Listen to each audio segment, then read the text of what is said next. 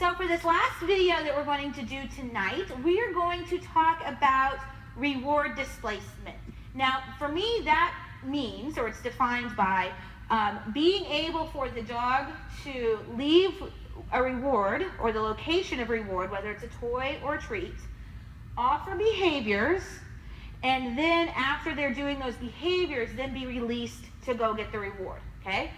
Think about this, how this relates to an agility trial, right?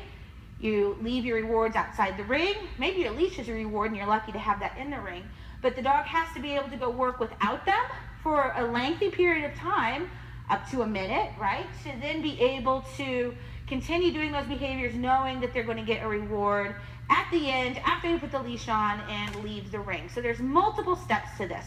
The first one, and we'll just work a couple steps here and then we'll do other videos to build off of it. But the first one is, okay, Moose, I'm going to toss this toy. There's your toy. There it is. Good boy. I'm going to come. Good boy. I'm going to ask him for some behaviors over here. Here. Right. Yeah, here.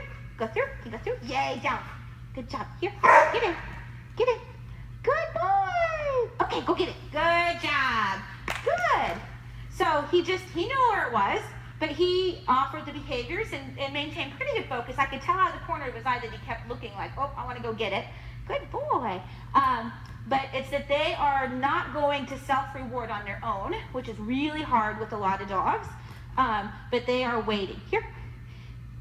Yes. Now, if you are worried about your dog just going and leaving, you could put the toy up on a little table. You could put cookies up on a table. You could use a manners minder if you want to, something where they just can't go and reward themselves. Even if he were to leave me to get the toy, okay, Moose, yay, good boy. If he were to leave me to go get the toy, yay, what are you doing? Yay, I just go, uh-oh, leave it. Good job. Let's try again. Okay, good boy.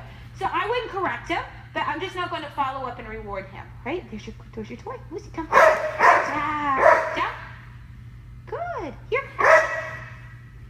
Yes, good boy. Okay, go get it. Good job. Very good. All right.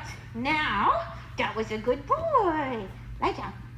Sometimes what you may have to do is think about the value of rewards too. Don't eat that.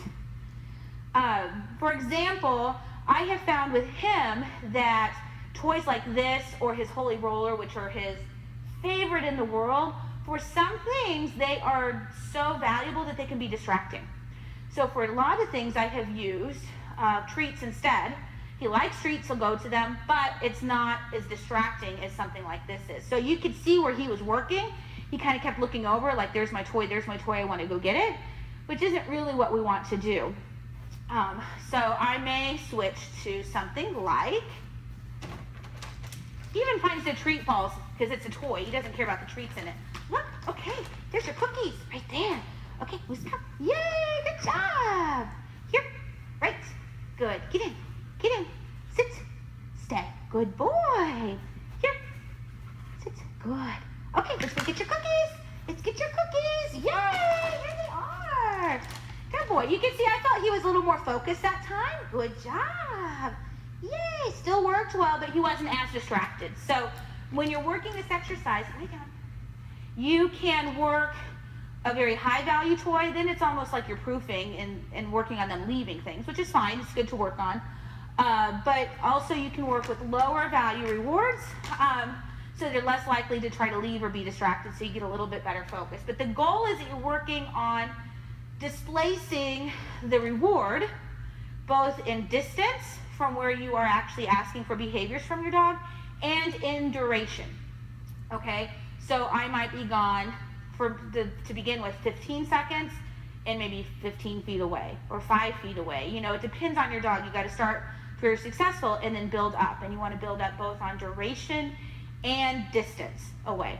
Okay, so that you're adding up. And again, like we have to do in agility, you want to be able to work up to over a second and pretty far away, because that's what you're going to have to be able to do in the ring with your dog. Okay, so that's kind of going to get you a start with it. We will come back and talk in another video at a later date about then adding in the routine that you're going to have in the ring of putting on the leash at the end of the run before you go out the ring to get your rewards, because that's a process in and of itself as well. Okay, so let me know if you have questions like with this, and enjoy working on it.